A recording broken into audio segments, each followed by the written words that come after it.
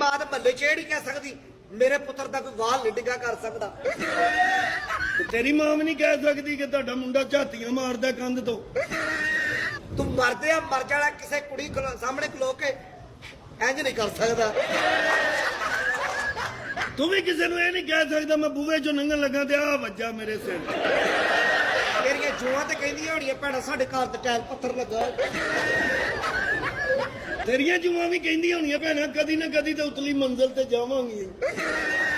ਤੈਨੂੰ ਬਾਰਿਸ਼ ਦੀਆਂ ਕਣੀਆਂ ਤੇ ਇੰਜ ਹੀ ਵੱਜਦੀਆਂ ਹੋਣੀਆਂ ਜਿਵੇਂ ਕੰਜਰ ਨੂੰ ਛਿੱਤਰ ਵੱਜ ਰਹੇ ਨੇ।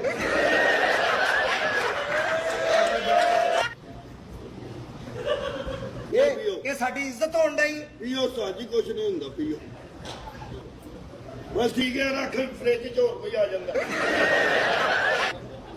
ਸਾਜੀ ਆ ਕੀ ਹੋਇਆ? ਕੀ ਹੈ?